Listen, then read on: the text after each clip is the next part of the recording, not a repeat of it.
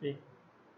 तो कल हम लोग पढ़ रहे थे डिजाइन ऑफ स्टील स्ट्रक्चर, और डिजाइन ऑफ स्टील स्ट्रक्चर में बहुत ही इम्पोर्टेंट टॉपिक हम लोग पढ़ रहे थे, प्रॉपर्टी ऑफ स्टील और स्टील स्ट्रक्चर।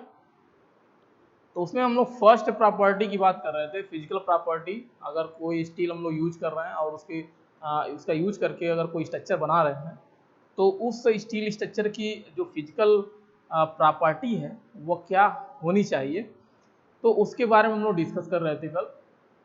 तो इससे फिजिकल प्रॉपर्टी से कंपटीशन में एक क्वेश्चन या में भी हो सकता है 2 क्वेश्चन आने की प्रोबेबिलिटी बढ़ जाती है। तो हम लोग कल पढ़ रहे थे फिजिकल प्रॉपर्टी ऑफ स्टील।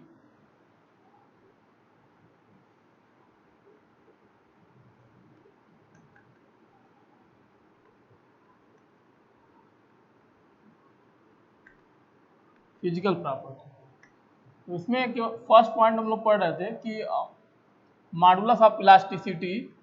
अगर कोई स्टील हम लोग यूज कर रहे हैं स्ट्रक्चर बनाने के लिए, तो ई की वैल्यू क्या होनी चाहिए। तो मॉडुलस ऑफ इलास्टिसिटी हम लोग कल पढ़े थे। मॉडुलस ऑफ इलास्टिसिटी होती है 2 से 2.15 into 10⁻⁵ newton per mm square या मेगा पास्कल। लेकिन जो मैक्सिमम लोग यूज करते हैं ई की वैल्यू कहीं भी स्टील के लिए, वो यूज करते हैं 2 into 10⁻⁵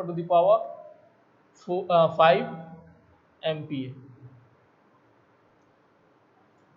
second, modulus of rigidity या shear modulus capital G equals to 0.769 into 10⁻⁵ newton per mm square होता है। तो सेकंड फिजिकल प्रॉपर्टी है। थर्ड, अगर प्रॉपर्टी की बात करें स्टील के, थर्ड प्रॉपर्टी तो आपका पॉइजन रेशियो। पॉइजन रेशियो, तो पॉइजन रेशियो को हम लोग म्यू से डिनोट करते हैं। तो म्यू इक्वल्स टू 0.3। तो 0.3 वैल्यू स्टील के लिए पॉइजन रेशियो की वैल्यू 0.3 हम लोग लेंगे कब, जब इलास्टिक रेंज के अंदर, हम लोग इलास्टिक रेंज में, इलास्टिक रेंज में। तो इलास्टिक रेंज और प्लास्टिक रेंज कहाँ से आता है, स्ट्रेस स्ट्रेन कर्व से आता है। और म्यू की वैल्यू, पॉइजन रेशियो की वैल्यू 0.2 लेते हैं जब प्लास्टिक रेंज में स्टील चला गया। प्लास्टिक रेंज अगर चल रहा है तो प्लास्टिक रेंज में 0.2 पॉइजन रेशियो की वैल्यू होती है। Fourth point, thermal expansion coefficient. Thermal expansion coefficient की वैल्यू, तो हम लोग जानते हैं थर्मल एक्सपेंशन कोफिशिएंट को अल्फा से डिनोट करते हैं। तो स्टील के लिए अल्फा की वैल्यू क्या होगी, स्टील के लिए अल्फा की वैल्यू क्या होगी, तो यह होती है 12 इंटू 10⁻⁻⁶ पर डिग्री सेंटीग्रेड। तो यह वैल्यू बहुत इंपॉर्टेंट है। इम्पोर्टेंट कहने के पीछे रीजन ये है कि इसी अल्फा की जो वैल्यू है, यह कंक्रीट के लगभग इक्वल होने के कारण हम लोग क्या करते हैं, कंक्रीट के स्ट्रक्चर के अंदर अगर कंक्रीट का यूज करके कोई मेंबर हम लोग बनाते हैं, तो उसमें जो tension, as a tension member की तरह अगर हम लोग कोई मेंबर या मटेरियल यूज करेंगे, तो ये स्टील यूज करते हैं। तो अल्फा जो इसकी होती है वही अल्फा कंक्रीट की होती है।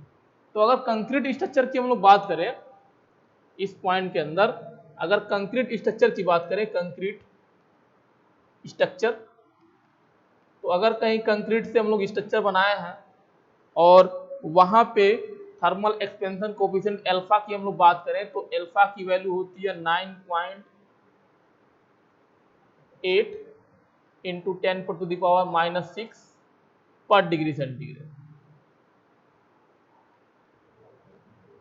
तो यह वैल्यू होती है 12, यह कितना है 9.8, तो बहुत माइन्यूट वेरिएशन होता है। इंटू 10⁻⁻⁶ होगा यहाँ पे भी, तो इसलिए हम लोग स्टील भी यूज कर सकते हैं। अगर केवल कंक्रीट की हम लोग बात करें, कंक्रीट जनरली की बात करें, तो यह होता है वैल्यू 7.9 से आपका 8.5 तक होता है इंटू 10⁻⁻6 पर डिग्री सेंटीग्रेड। तो यह रीजन है कहीं ना कहीं जब भी हम लोग कंक्रीट का कोई स्ट्रक्चर बनाते हैं तो वहाँ एज ए टेंशन मेंबर के लिए हम लोग स्टील यूज करते हैं, तो ये इसके पीछे लॉजिक होता है। तो याद रखेंगे स्टील के लिए जो थर्मल एक्सपेंशन कोफिशिएंट यानी अल्फा की वैल्यू होती है 12 इंटू 10⁻⁻6 पर डिग्री सेंटीग्रेड होता है। फिफ्थ फिजिकल अगर प्रॉपर्टी की बात करें तो mass density, mass density, mass density, तो यह तो बहुत इंपॉर्टेंट है। तो यह तो मैक्सिमम पूछा जाएगा, आप एसएससी जेईई के पेपर प्रीवियस ईयर के क्वेश्चन पेपर में देखेंगे तो बार बार कहीं न कहीं क्वेश्चन आपको ये मिलता रहेगा, स्टील की मास डेंसिटी कितनी होती है। तो मास डेंसिटी ऑफ स्टील, तो मास डेंसिटी यानी पर यूनिट वॉल्यूम में अगर स्टील है पर यूनिट वॉल्यूम का तो उसका मास कितना होता है, इस वर्ड का ये मतलब है। तो यह होता है आपका 7850 kg पर मीटर क्यूब, तो याद रखेंगे 7850।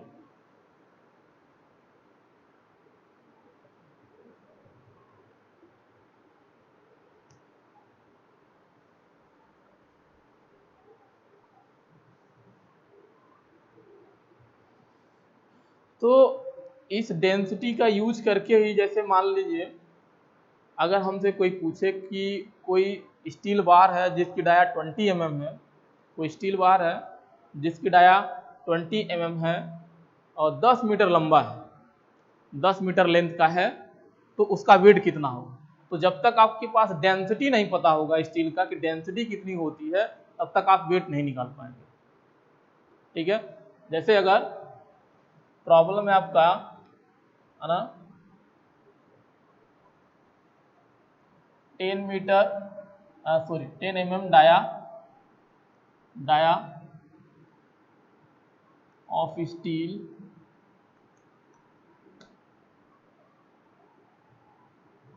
Length is 10 metre and 20 mm dia है स्टील का और लेंथ कितना है 10 मीटर। तो क्या निकालना, देन डिटरमाइन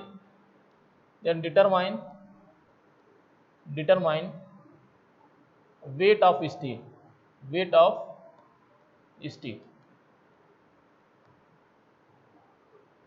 तो वेट ऑफ स्टील पूछ रहा है कि कितना हो, यानी 20 mm डाया का आपका स्टील बार है, लेंथ कितना 10 मीटर है, तो क्या कह रहा है determine weight of steel. Weight अगर निकालना होगा तो कैसे निकालेंगे। तो हम लोग बात कर रहे थे कि अगर मास डेंसिटी स्टील का नहीं पता है तो यह क्वेश्चन सॉल्व नहीं कर पाएंगे।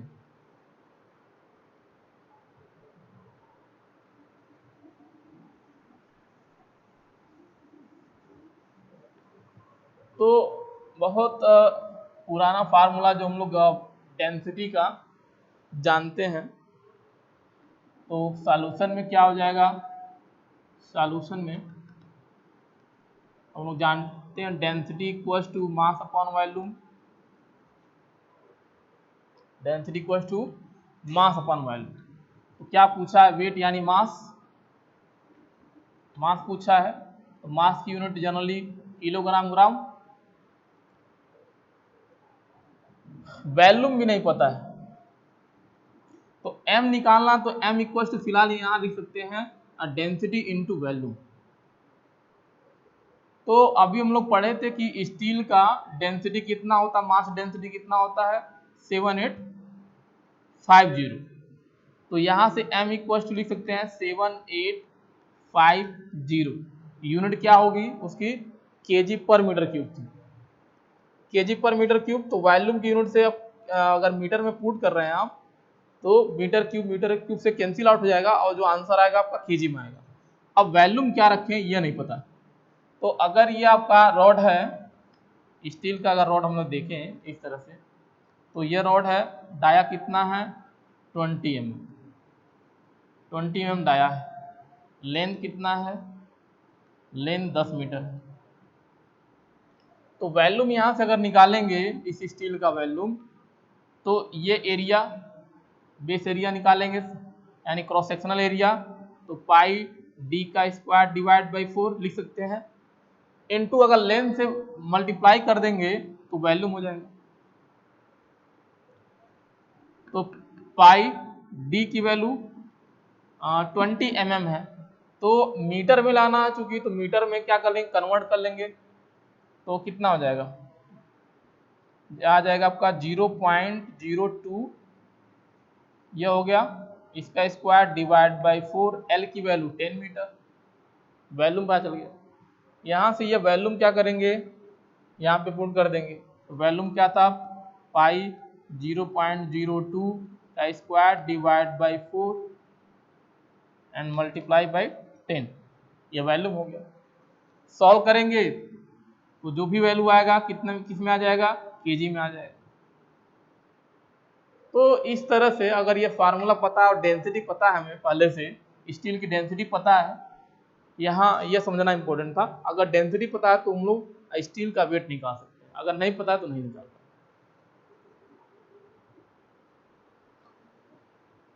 दूसरा एक शॉर्ट में फार्मूला जो हम लोग यूज करते हैं,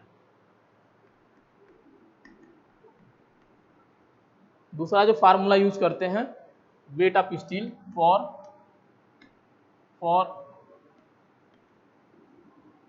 वेट ऑफ स्टील,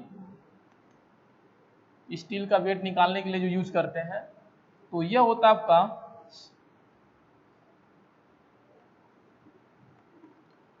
तो वेट ऑफ स्टील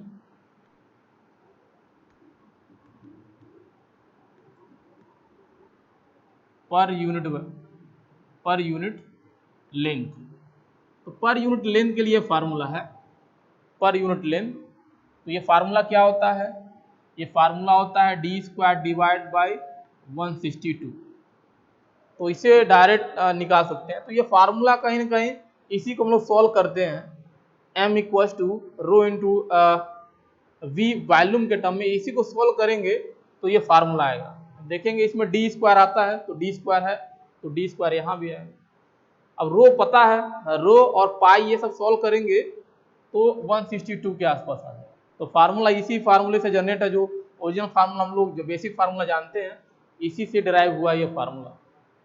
अब ये क्या बोल रहा है कि पर यूनिट लेंथ के लिए, यानी 1 मीटर लंबाई के लिए जो फार्मूला है, ये आपका क्या है, D square divide by 162। D क्या है, डाया ऑफ, डी क्या है, डी है आपका डाया ऑफ स्टील रॉड, ठीक है। तो डाया हमेशा mm में रखेंगे, इस फार्मूले में डायरेक्ट mm में, ठीक है। तो यह डी स्क्वायर यानी डाया हो गया। अब चूंकि क्वेश्चन, अगर इस क्वेश्चन की बात करें हम लोग, तो 10 मीटर लेंथ है, तो जब भी ये फार्मूला अप्लाई करेंगे तो यहाँ लिखेंगे 20 का square divide by 162 multiply by 10, answer दोनों से सेम आएगा। पर यूनिट लेंथ के लिए यानी 1 मीटर लेंथ के लिए ये फार्मूला है। क्वेश्चन में 10 मीटर दिया तो 10 से मल्टीप्लाई कर देंगे और दोनों से आंसर जो भी निकालेंगे सेम आएगा। तो यहाँ पे ये जानने का प्रयास कर रहे थे कि मास डेंसिटी पता होना कितना जरूरी है। सेकेंड प्रॉपर्टी हम लोग पढ़ते हैं chemical property. Second property chemical property of steel और steel structure. Chemical property of steel और स्टील स्ट्रक्चर।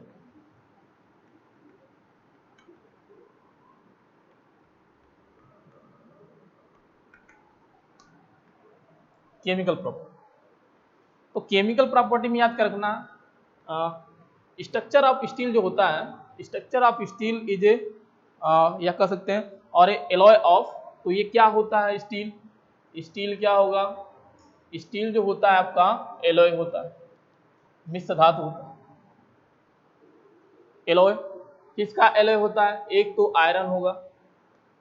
तो केमिकल प्रॉपर्टी के अंदर हम लोग केमिकल कंपोनेंट के बारे में पढ़ते हैं और उनके वेरिएशन से उसके प्रॉपर्टी में क्या चेंज आता है। स्टील के स्ट्रक्चर अगर हम बना रहे हैं या स्टील के जो भी ओरिजिनल प्रॉपर्टी है उसमें उनके परसेंटेज के वेरिएशन के साथ साथ क्या क्या चेंजिंग आती है, तो ये हम लोग केमिकल प्रॉपर्टी के अंदर पढ़ते हैं।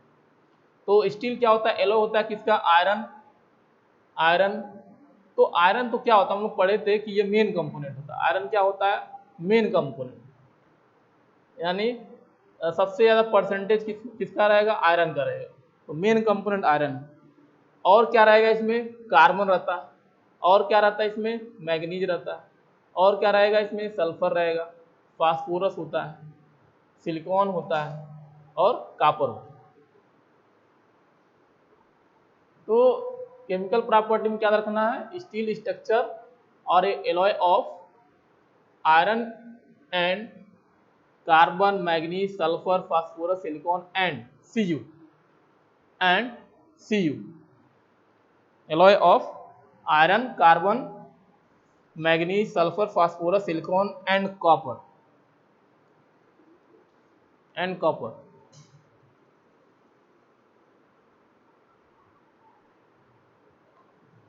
अब ये तो इतना पता चल गया कि केमिकल कंपोजिशन ये है स्टील का। अब इन सब के अलावा एक सबसे जो इफेक्टिव कंपोनेंट होता है ना, तो most effective component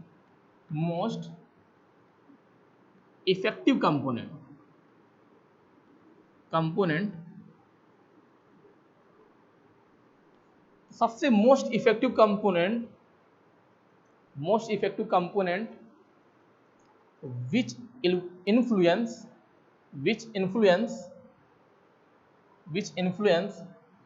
the property of steel is carbon। तो मोस्ट जो आपका इफेक्टिव कंपोनेंट होता आपका कार्बन होता है।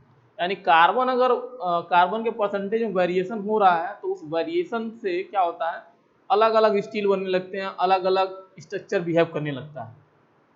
Most effective component which influence the property of steel is carbon. तो इतना याद रखेंगे कि सबसे इफेक्टिव कंपोनेंट यानी मेन कंपोनेंट क्या है, आयरन, ये तो मेन कंपोनेंट हो गया। अब मेन कंपोनेंट के अलावा बहुत सारे हैं, आपका carbon, manganese, sulphur, phosphorus, silicon, Cu होता है, कॉपर होता है। अब इसमें जो इफेक्टिव कंपोनेंट कौन है इन सब में, तो वो होता है आपका कार्बन। क्योंकि कार्बन के चेंजिंग की वजह से क्या होता है, बहुत ज्यादा इफेक्ट पड़ता है, बहुत ज्यादा प्रॉपर्टी चेंज होती है स्टील की। तो केमिकल प्रॉपर्टी से क्या आएगा एग्जाम के अंदर, तो केमिकल प्रॉपर्टी ये तो बहुत सिंपल, इतना तुम्हें पहले से भी आइडिया है कि ये चीजें होती हैं स्टील के अंदर। अब मैक्सिमम परसेंटेज वैल्यू है इन कंपोनेंट का वो पूछ लिया जाएगा। तो केमिकल प्रॉपर्टी में इतना याद रखेंगे इंपॉर्टेंट। तो नेक्स्ट हेडिंग इसमें देंगे maximum percentage value of component, यानी ये जो कंपोनेंट है इनकी मैक्सिमम परसेंटेज कितनी होती है स्टील के अंदर। तो maximum percentage value of component तो फर्स्ट कंपोनेंट आपका कार्बन है। तो कार्बन की वैल्यू हम लोग पढ़े थे, लिमिट कितना था, 0.2 से 0.35% तक होता है एक स्टैंडर्ड स्टील के अंदर।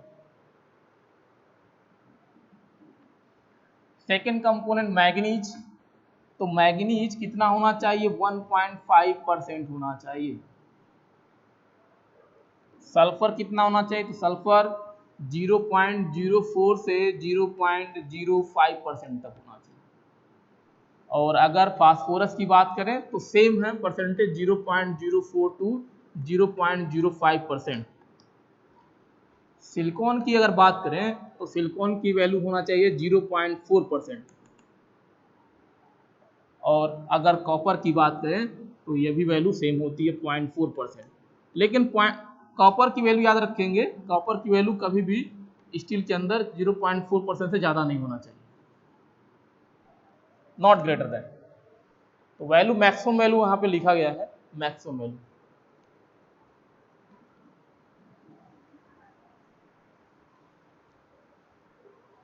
तो केमिकल प्रॉपर्टी में एक चीज हम लोग को समझ में आया कि एक एलॉय में एक जो कार्बन होता है वो बहुत ज्यादा इफेक्टिव होता है स्टील स्ट्रक्चर के लिए, क्योंकि इसके वेरिएशन से, इसके परसेंटेज के चेंज होने से स्टील, अलग अलग स्टील की जो बिहेवियर होती है वो चेंज होती है। तो वो कैसे चेंज होती है, जैसे अगर कुछ एग्जाम्पल हम लोग देखें कार्बन का, तो नोट करके लिखेंगे। Note first point, note in the alloy of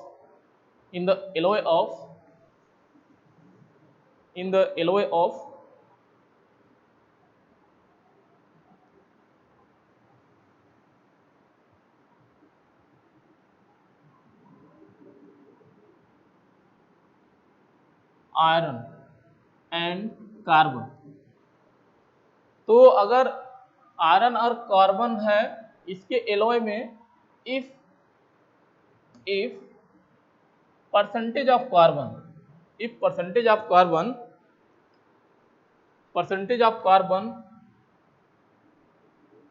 is up to, यानी 2% तक है, लगभग 2% है उसके एलॉय में, यानी जो स्टील बनना है उस एलॉय में अगर कार्बन की परसेंटेज 2% तक है, तो उस स्टील को बोलते हैं देन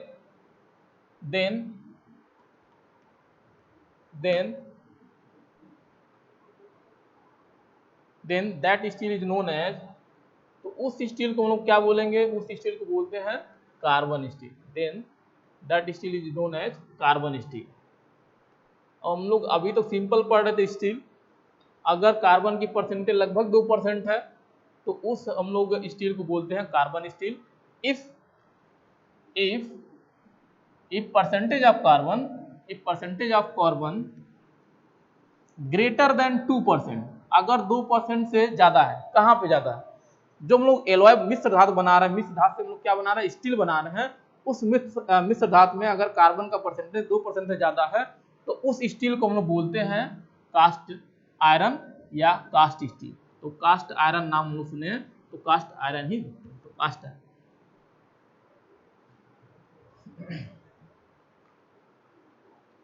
तो लास्ट टाइम लोग कास्ट आयरन डिस्कस भी किए थे कि कास्ट आयरन में 2 से 4% तक कार्बन होता है।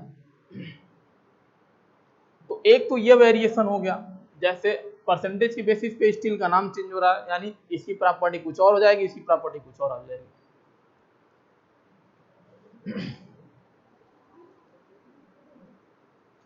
अब एक चीज और हम लोग देखते हैं, note number second, if percentage of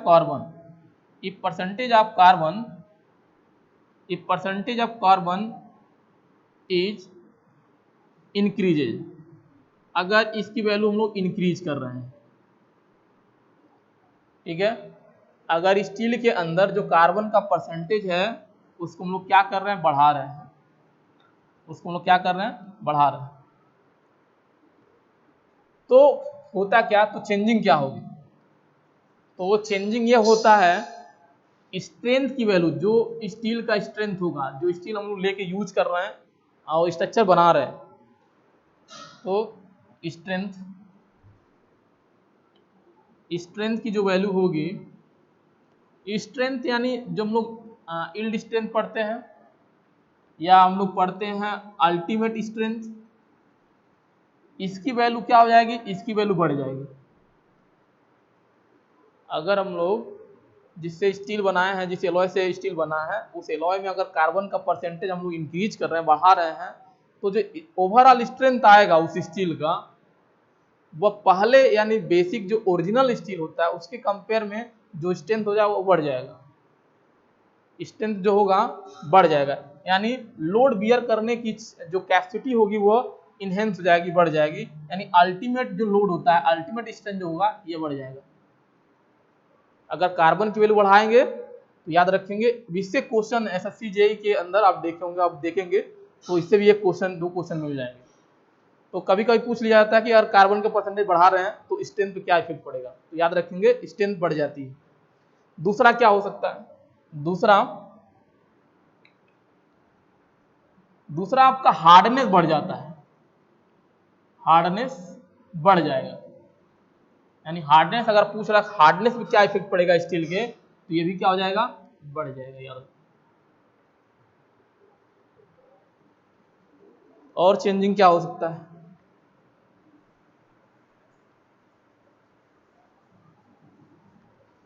और क्या होगा, ब्रिटलनेस बढ़ जाती है, यानी ब्रिटलनेस जो नेचर होता है, भंगुरता, वो क्या हो जाएगा, वो भी बढ़ जाएगा। तो ये तीन चीज बहुत इंपॉर्टेंट याद रखेंगे। तो एग्जाम में क्या पूछेगा कि अगर हम लोग स्टील में कार्बन की वैल्यू बढ़ा रहे हैं तो स्ट्रेंथ पे क्या इफेक्ट पड़ेगा, तो याद रखेंगे स्ट्रेंथ बढ़ जाता है। हार्डनेस पे क्या इफेक्ट पड़ेगा, तो हार्डनेस बढ़ जाएगा। और ब्रिटलनेस बढ़ जाता है, जो भंगुरपन का जो नेचर होता है या ब्रिटल होने की जो नेचर होती है वो क्या भी होती है, बढ़ जाती है, अगर हम लोग कार्बन की वैल्यू बढ़ा देते हैं।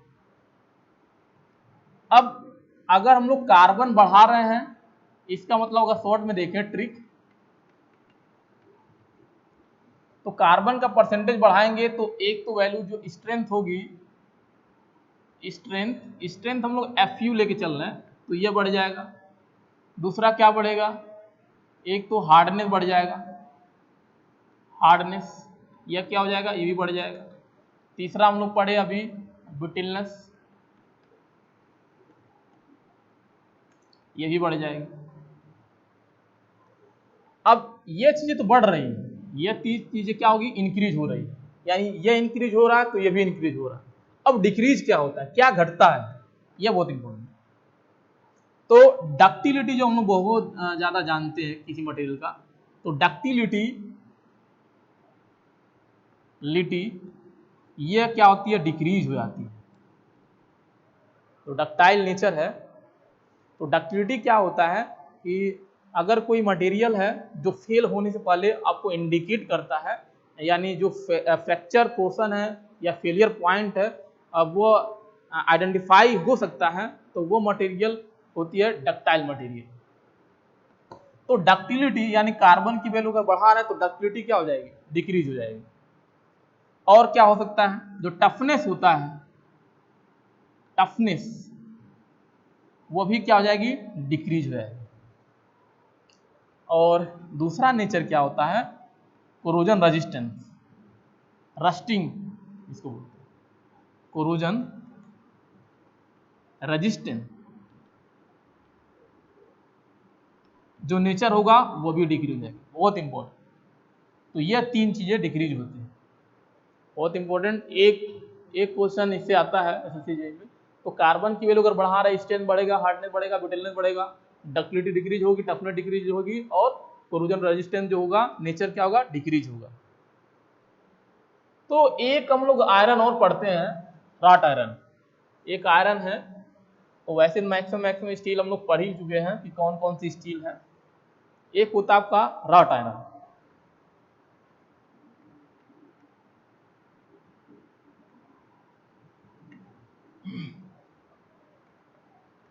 तो आयरन या स्टील सेम। तो इस स्टील को हम लोग बोलते हैं pure form of steel, it is it is it is pure form of steel, यानी स्टील का सबसे शुद्ध फॉर्म होता है, सबसे शुद्ध माना जाता है। शुद्ध की क्यों, क्योंकि इसमें जो कार्बन का परसेंटेज है अप्रोक्सीमेटली कितना होता है, 0.15%। ये भी कई बार पूछा गया एग्जाम के अंदर। तो रॉट आयरन में याद रखेंगे कि यह प्योर, सबसे प्योर स्टील होता है। और दूसरा इंपॉर्टेंट पॉइंट, कार्बन का परसेंटेज कितना है, तो लगभग होता है इक्वल टू 0.15%। अब चूंकि कार्बन के परसेंटेज कम है, सबसे कम है, तो इसलिए इस आयरन या स्टील में जो कोरोजन होता है, कोरोजन रेजिस्टेंस जो नेचर होगा, कोरोजन रेजिस्टेंस जो नेचर होता है वह सबसे ज्यादा होता है, यानी इसमें कोरोजन नहीं लगने पाता है, हाईली कोरोजन रेजिस्टेंट स्टील, ठीक है। तो इसमें रस्टिंग की जो पॉसिबिलिटी होती है, जो होता है, वो नहीं हो पाता है रॉट आयरन के केस में।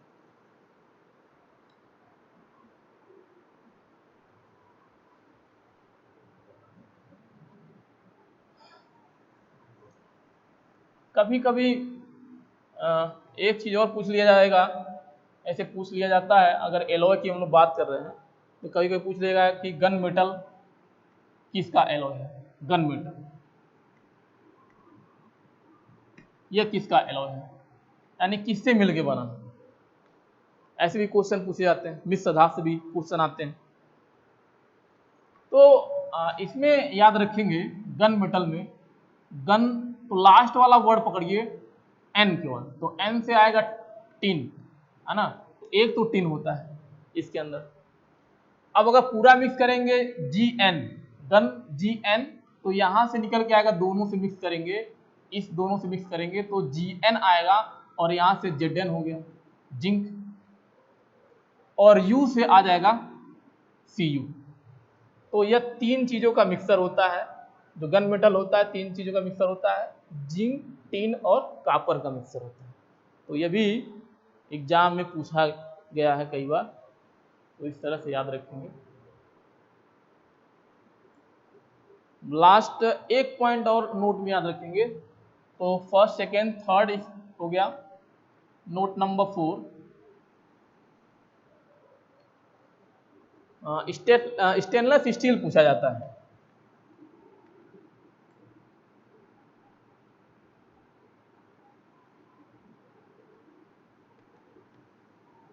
तो स्टेनलेस स्टील में याद रखेंगे कि जो क्रोमियम और निकिल यह मेन कंपोनेंट होते हैं, यानी जो एलॉय होता है, एलॉय में ये आपका मेन कंपोनेंट होंगे, एलॉय के अंदर जो होगा ये मेन कंपोनेंट होते हैं। तो आयरन तो रहेगा ही, एलॉय बाकी जो दूसरे मेटल्स होंगे, दूसरे जो कोई एलिमेंट होंगे, तो उसमें मेन में क्या होता है, क्रोमियम और निकिल होता है।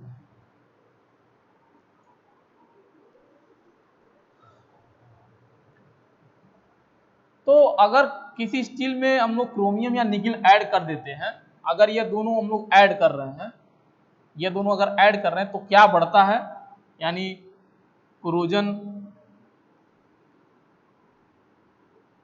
रेजिस्टेंस ये क्या होता है, इंक्रीज होता है, बढ़ जाता है। और भी क्या हो सकता है, वेदरिंग इफेक्ट भी बढ़ जाता है, वेदरिंग रेजिस्टेंस कह सकते हैं, ये भी क्या होता है, इंक्रीज होता है। तो क्रोमियम और निकिल ऐड करने से क्या होता है, तो कोरोजन रेजिस्टेंस, यानी इसमें कोरोजन नहीं लगता है जल्दी से, और वेदर का इफेक्ट कम पड़ता है, ऐसी स्टील पे बहुत कम पड़ता है। अगर स्टेनलेस स्टील में मोस्ट कॉमन, अगर स्टेनलेस स्टील की बात करें, जो सबसे ज्यादा हाईली इस समय करंट टाइम में हाईली आपका कोरोजन रेजिस्टेंट है, तो उसकी अगर बात करें तो मोस्ट कॉमन, तो इसी में most common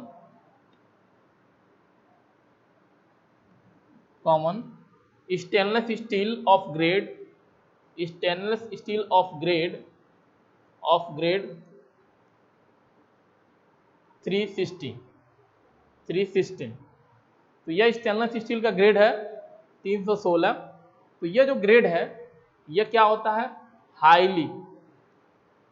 highly corrosion resistant होता है, कोरोजन रेजिस्टेंट।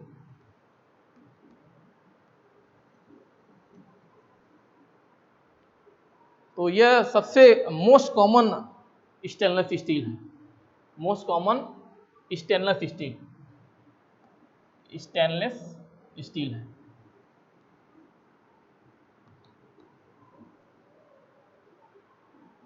तो अगर इस कम ग्रेड की हम लोग बात करें तो इस ग्रेड में होता क्या है, तो क्रोमियम की हम लोग बात करें तो क्रोमियम इसमें होता है 13 to 16%, और अगर निकिल की बात करें तो निकिल होता है आपका 10 to 14%, और एक चीज और होता है यहाँ पे कंपोनेंट मोलिब्डेनम, तो यह होता है 2 से 3%। तो यह सबसे ज़्यादा आपका क्या होता है, हाईली कोहेसिव रेजिस्टेंट होता है।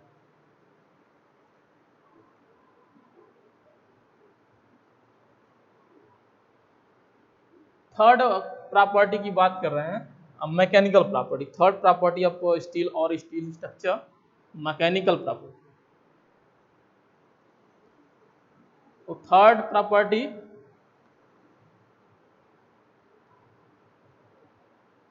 Mechanical property.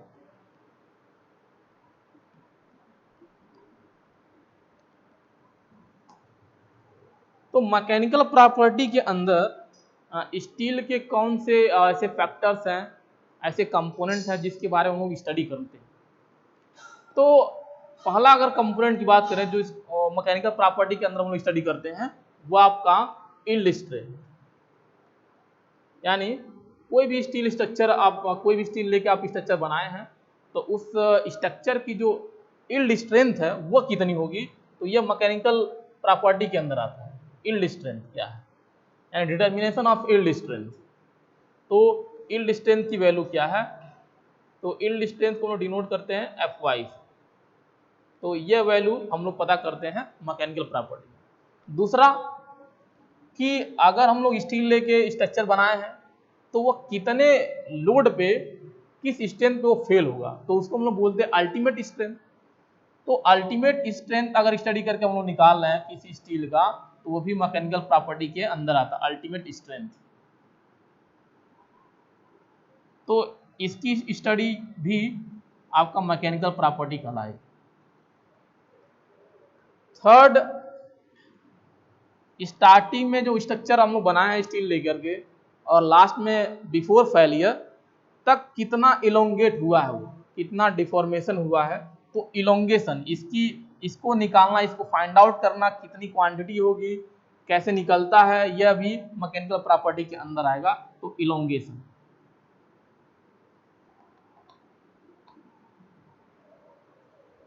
और जो स्टूल हम लोग लेके यूज किए हैं, स्ट्रक्चर बनाए हैं, डिजाइनिंग किए हैं, कंस्ट्रक्शन किए हैं, उसमें कोरोजन रेजिस्टेंस पावर कितना है, तो यह इसकी स्टडी करना भी इसके अंदर मैकेनिकल प्रॉपर्टी के अंदर आ जाएगा। तो corrosion resistance,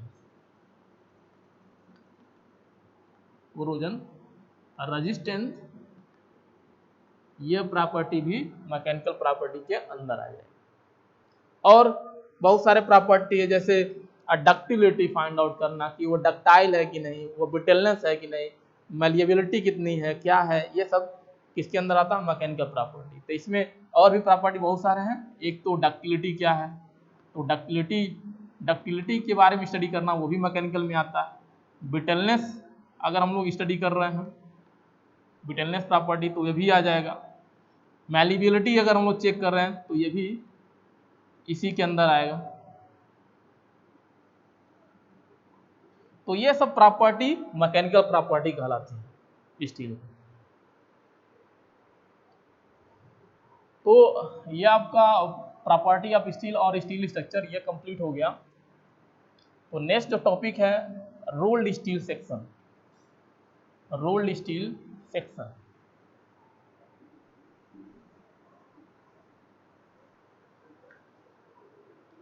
rolled steel section. तो रोल्ड स्टील सेक्शन से भी कंपटीशन में तो हमें लगता है रेयर चांस है एक आध क्वेश्चन पूछे जाने का रोल्ड स्टील सेक्शन में, लेकिन AKTU में रोल्ड स्टील सेक्शन पूछा जाता है। रोल्ड स्टील सेक्शन,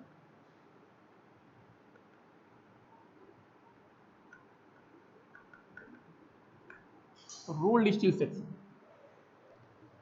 तो रोल्ड स्टील सेक्शन होता क्या, पहले ये समझते हैं। जैसे अगर हम लोग RCC का स्ट्रक्चर बना रहे हैं या PCC का स्ट्रक्चर कहीं बनाना है, तो अगर सपोज करिए बीम बनाना है या तो लिंटल बनाना है, तो हमें यह आइडिया रहता है कि इतनी लेंथ होनी चाहिए, इतनी इसकी विड्थ होनी चाहिए। तो शटरिंग जो अरेंजमेंट है या इसके फोल्डिंग उसी अकॉर्डिंग करते हैं हम लोग, और वो स्ट्रक्चर उस डायमेंशन का जो रिक्वायर्ड है वो हम लोग तैयार कर लेते हैं। लेकिन स्टील में ऐसा नहीं होता है, क्योंकि स्टील में शेप और साइज के बेसिस पे साइड पे ऑन द टाइम यह आपको बनाना या मोल्डिंग करना बहुत डिफिकल्ट है। तो स्टील के केस में क्या होता है कि स्टील के केस में बने बनाए स्ट्रक्चर आते हैं और उसको ट्रांसपोर्ट करके कंपनी से हम लोग लाते हैं साइट पे। तो पहले से डायमेंशन हम लोग को पता होता है कि ये स्टील है, इसकी डायमेंशन ये होती है। इसका मतलब ये है कि साइड पे अगर कंक्रीट का स्ट्रक्चर बनाना है तो जिस शेप और साइज का या जिस लेंथ का बनाना है वो बहुत आसान होता है, वो बना सकते हैं। लेकिन अगर स्टील का सेक्शन हम लोग बना रहे हैं, स्टील का कोई स्ट्रक्चर बना रहे हैं, तो अगर शेप साइज हमें नहीं पता पहले से, तो ऑन टाइम अगर हम लोग बना रहे हैं तो डिफिकल्ट है। तो उस डिफिकल्टी को सॉल्व करने के लिए है क्या क्या उपाय क्या है? तो उपाय यह है कि पहले से हम लोग बहुत सारे स्टील के सेक्शन तैयार करते हैं कंपनी में, उसकी डायमेंशन पता होती है। जब भी हम लोग स्ट्रक्चर बनाना होता है तो हम लोग को आइडिया हो जाता है कि ये स्ट्रक्चर हम लोग को बनाना है, इसकी डायमेंशन इतनी होनी चाहिए, लेंथ इतनी होनी चाहिए। तो उस लेंथ और डायमेंशन के बेसिस पे हम लोग वही स्टील सेक्शन शॉप से ट्रांसपोर्ट करते हैं साइट के ऊपर। तो वो जो सेक्शन, जो रेडीमेड सेक्शन जो बने बनाए हैं, उसी को हम लोग बोलते हैं rolled steel section. Rolled steel section यानी जो रिक्वायर्ड है शेप और साइज या लेंथ, उसके अकॉर्डिंग जो स्टील हम लोग बनाए हैं शॉप के अंदर, उस स्टील सेक्शन को बोलते हैं रोल्ड स्टील सेक्शन। तो टाइप्स ऑफ रोल्ड स्टील यानी कितने टाइप्स के रोल्ड स्टील सेक्शन मार्केट में अवेलेबल है, तो टाइप्स इंपॉर्टेंट है। Types of rolled steel section,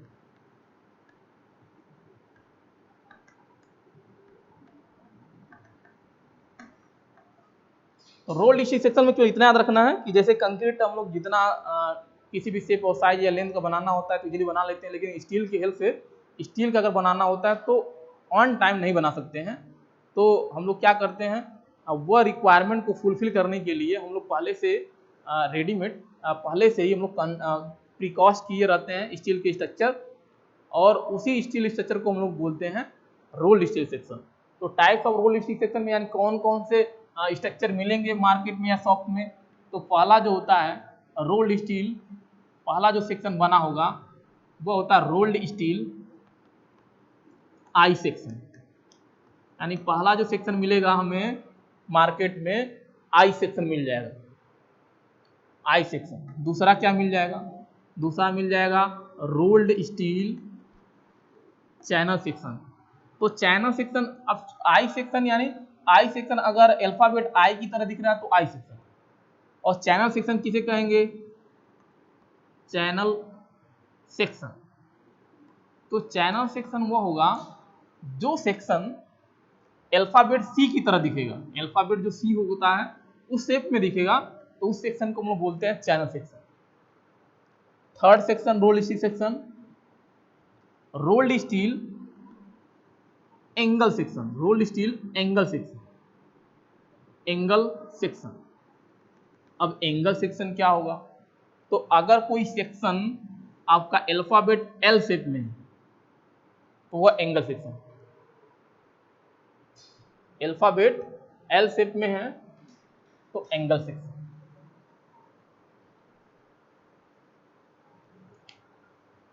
fourth type, fourth type क्या है, rolled steel tea section, T section, rolled steel tea section. अगर कोई section T shape, alphabet T shape में दिख रहा है तो T section. Fourth fifth type rolled steel, rolled steel tube section, tube section. तो यह ट्यूब सेक्शन हॉलो बना होगा, इस तरह से हॉलो शेप का होता है, ऐसे इस तरह से दिखेगा, स्टील का ही होगा, तो इसको हम लोग बोलते हैं rolled steel tube section. Six अगर हम लोग बात कर रहे हैं तो rolled steel, rolled steel circular bar, circular bar section.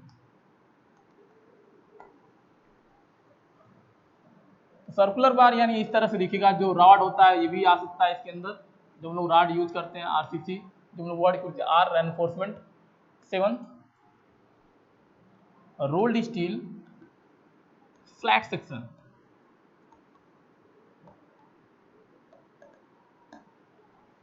और eight rolled steel plate section. अगर प्लेट शेप का स्टील स्ट्रक्चर हम लोग बनाए हैं, तो plate section. 9th rolled steel sheet section.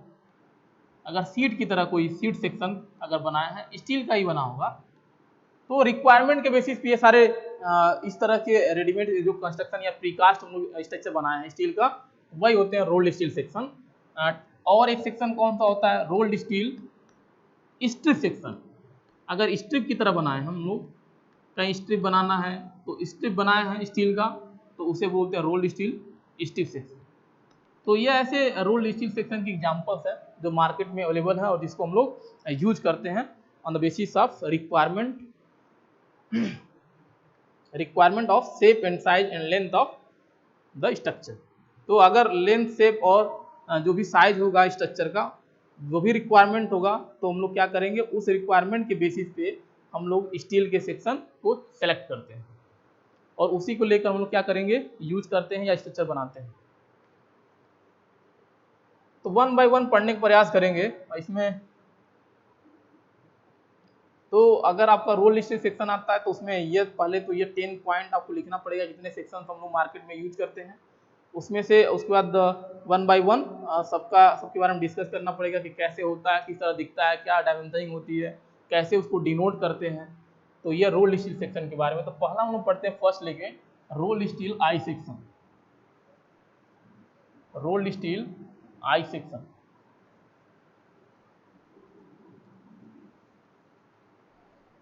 तो रोल्ड स्टील आई सेक्शन से वैसे एग्जाम में कई बार आ चुका है ना, एसएससी के एग्जाम में पूछा जा चुका है।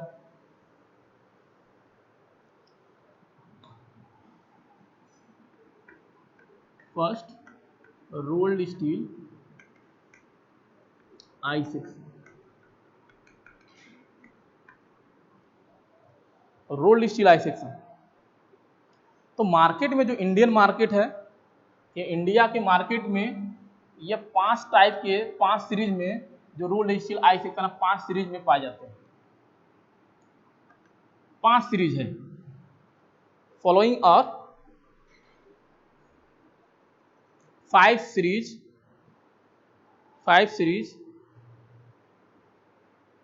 Which manufacture in India. तो 5 सीरीज है आई सेक्शन के। 5 सीरीज कौन कौन से हैं? फर्स्ट सीरीज जो आपको मार्केट में जाएंगे कहेंगे एंगल सेक्शन चाहिए स्टील का, तो कौन कौन से उसके पास होगा, शॉप पे क्या होगा? तो फर्स्ट होता है ISJB, उसका डेजिनेशन होगा, उसका ऐसे लिखा होगा। दूसरा क्या लिखा होगा? ISLB लिखा होगा। तीसरा क्या लिखा होगा? ISMB लिखा होगा। चौथा क्या लिखा होगा? ISWB लिखा होगा। और पांचवा क्या लिखा होगा? ISHB लिखा होगा। तो यह कोड ऐसे लिखे रहेंगे स्टील। अब ISJB का मतलब क्या है? तो ISJB का मतलब Indian standard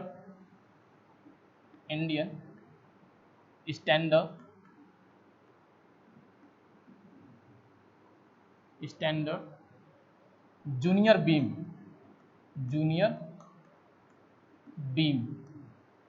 B for beam section. तो फुल फॉर्म बहुत रेयरली पूछाता है। अगर कोई एग्जाम है यानी कन्वेंशनल टाइप का एग्जाम है तो मे भी पूछ सकता है। यानी अगर रोल स्टील सेक्शन पूछा है तो वहां आपको लिखना पड़ेगा अगर कन्वेंशनल पेपर हो तो। LB का मतलब, तो IS का मतलब इंडियन स्टैंडर्ड याद रखेंगे। IS का मतलब इंडियन स्टैंडर्ड। L का मतलब लाइट।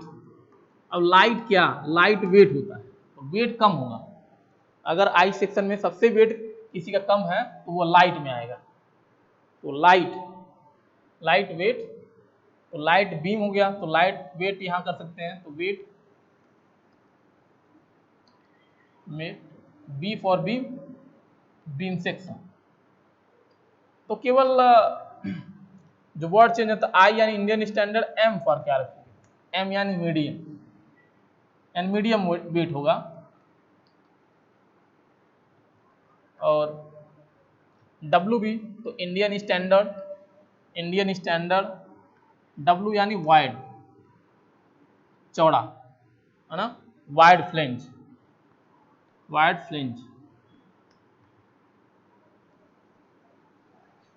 और इंडियन स्टैंडर्ड एच यानी हैवी, एच मीन्स हैवी, यानी सबसे ज्यादा अगर किसी का वेट होगा तो एच बी, एच वाले में आता है, यानी आई एस एच बी में आता है। सबसे ज्यादा हैवी वेट किसी का होगा आई सेक्शन का, तो उसमें लिखा होगा आई एस एच बी लिखा होगा।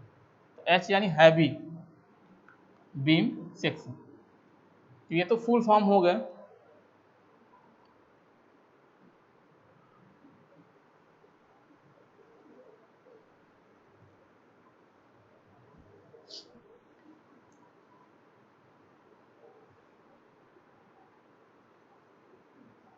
अब डेजिनेशन की बात करें। डेजिनेशन, इसको इस पे लिखा क्या होगा, इनके अलावा और क्या लिखा होता है, तो डेजिनेशन में दिखते हैं। डेजिनेशन क्या लिखा होगा, आप मार्केट से खरीद के ला रहे हैं आई सेक्शन, तो उस पर क्या लिखा होगा। तो डेजिनेशन में लिखेंगे, याद रखेंगे। तो all these series of I section are designated as या by depth, depth and weight, weight per metre length, per metre length. यानी यह वर्ड लिख के डेजिनेट करते हैं। डेप्थ लिखा होगा और साइड में ही वेट लिखा होगा पर यूनिट लेंथ, यानी वेट लिखा होगा, एकांक लंबाई के लिए वेट लिखा होगा, एकांक लंबाई के लिए वेट लिखा होगा, यानी यूनिट लेंथ में कितना वेट है उस सेक्शन का, ये लिखा होगा। अगर एग्जाम्पल हम लोग देखें, तो जैसे एग्जाम्पल अगर हम लोग डेजिनेशन का देखें, सपोज करिए आई एस जे बी है, तो आई एस जे बी ये लिखा होगा स्टील पे। और क्या लिखा होगा, डेप्थ, तो डेप्थ, तो डेप्थ ऐसे लिखा होगा 300, इस तरह से लिख दिया होगा डेप्थ। उसके बाद फिर ऐसे लिखा होगा एट द रेट, और वेट लिखा होगा, तो वेट यानी ऐसे लिखा होगा 20।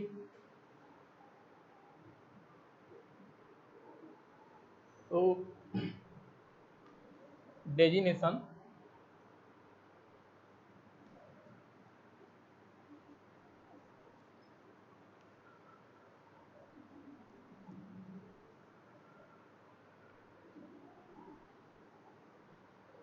तो डेजिनेशन में एग्जाम्पल लेके चल हम लोग। एग्जाम्पल लिए थे आई एस जे बी, तो ये लिखा होगा, और यहाँ पे 300 लिखा होगा, और वेट लिखा होगा। तो वेट हम लोग कुछ भी लेके चल रहे हैं 28.99 इस तरह से लिखा होगा, और ऐसे लिखा होगा वेट न्यूटन, यूनिट न्यूटन या केजी लिखा होगा, तो वेट की यूनिट, और ऐसे लिखा होगा पर मीटर। तो इस तरह से उस स्टील सेक्शन के ऊपर लिखा होगा आई सेक्शन के, तो इस तरह से उसको डेजिनेट करते हैं। अब पहला जो डिजिट है जो लिखा होता है, इसका मतलब क्या है, इसका मतलब होता है overall depth, overall depth, depth of I section, यानी आई सेक्शन का जो ओवरऑल डेप्थ होगा वो पहला डिजिट बताएगा। और यह मोस्टली किस में मिलेगा, तो यह आपका एमएम में मिलेगा, तो एमएम में। तो ओवरऑल डेप्थ को हम लोग डिनोट कर रहे हैं डी से, कैपिटल डी से, तो डी इक्वल टू यहां से डायरेक्ट लिख लेंगे 300 mm।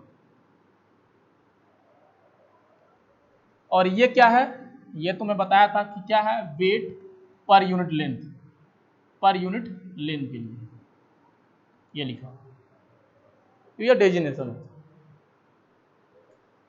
अब आई सेक्शन दिखेगा कैसे, इसकी बात हम लोग कर रहे थे।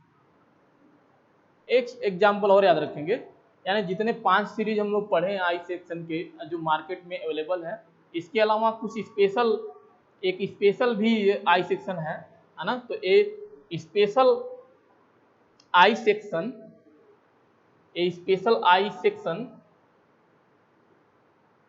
आई एस एस सी, तो यह एक स्पेशल आई सेक्शन है। क्या है, आई सेक्शन ये भी है लेकिन स्पेशल है, बनाया गया है, जो हम लोग यूज करते हैं। तो इसका अगर फुल फॉर्म देखें तो इंडियन स्टैंडर्ड कॉलम सेक्शन होता है, सी फॉर कॉलम सेक्शन, ठीक है। तो अगर ये स्पेशल सेक्शन, इसमें मैक्सिमम जो डेप्थ होना चाहिए, मैक्सिमम डेप्थ ये 250 से ज़्यादा नहीं होना चाहिए, 250 mm से ज़्यादा नहीं होना चाहिए। जो स्पेशल सेक्शन हम लोग मार्केट में बनाए हैं, अवेलेबल है, ISSC आई सेक्शन, उसकी जो मैक्सिमम डेप्थ होनी चाहिए, डेप्थ यानी overall depth, D, capital D, उसकी वैल्यू 250 से ज़्यादा नहीं होना चाहिए। और जो 5 सीरीज हम लोग पढ़े हैं, 5 सीरीज में मैक्सिमम जो डेप्थ होना चाहिए, मैक्सिमम डेप्थ वह होना चाहिए 600 mm मैक्सिमम डेप्थ। जो 5 और आई सेक्शन हम लोग पढ़ चुके हैं, उसमें जो मैक्सिमम डेप्थ होना चाहिए 600 mm। अब देखते हैं कि कैसे दिखेगा आई सेक्शन।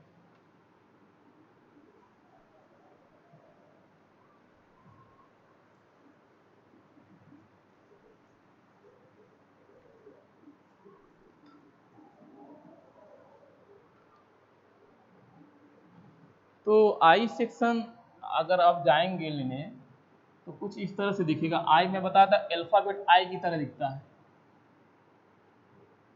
अल्फाबेट आई की तरह दिखेगा।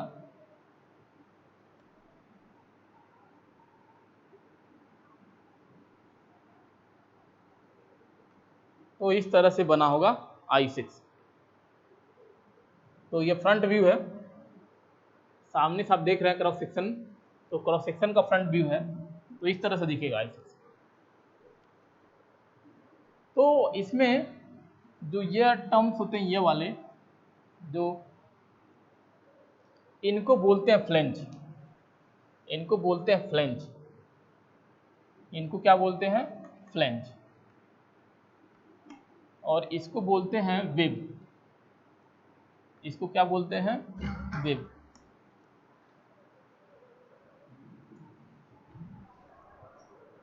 ठीक है।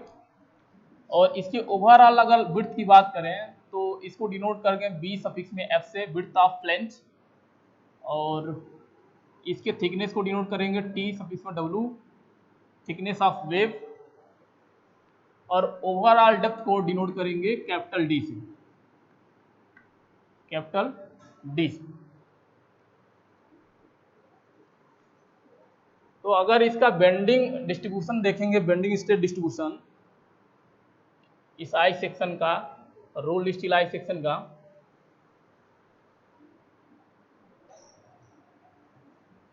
तो स्ट्रेस, बेंडिंग स्ट्रेस डिस्ट्रीब्यूशन इस तरह से होगा।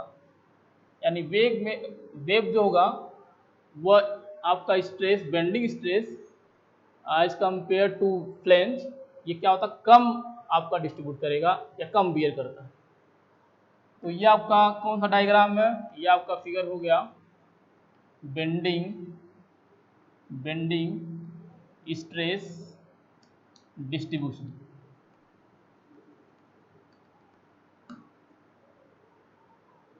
अगर इसका शियर स्ट्रेस डिस्ट्रीब्यूशन देखेंगे तो आई सेक्शन का शियर स्ट्रेस डिस्ट्रीब्यूशन, तो हम लोग पढ़े थे शियर स्ट्रेस इक्वल टू होता है, shear stress tau equal to S into A Y bar divide by I B, B यानी विड्थ ऑफ सेक्शन, यानी जिस सेक्शन के लिए हम निकाल रहे हैं शियर स्ट्रेस उसकी विड्थ। तो बी बहुत ज़्यादा इंपॉर्टेंट है यहाँ पे, कंपोनेंट या फैक्टर का रोल करता है, तो इसी को डिपेंड करेगा पूरा शियर स्ट्रेस। तो अगर आई सेक्शन के लिए शियर स्ट्रेस डिस्ट्रीब्यूशन डायग्राम बनाएंगे तो ये डायग्राम इस तरह से आएगा।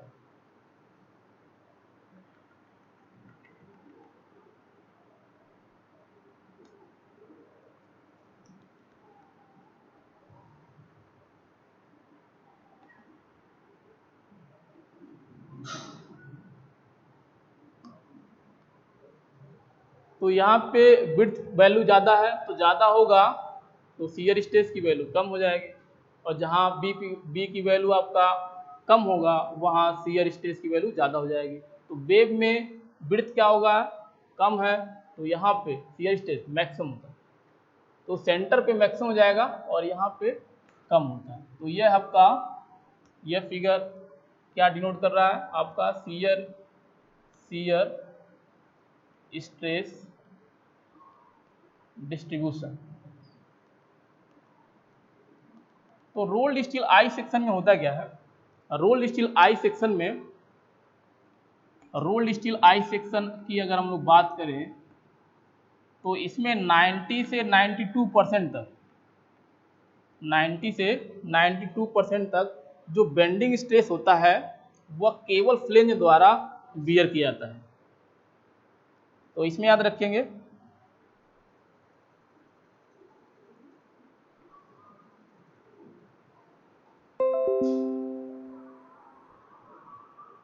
रोक दिए थे क्या?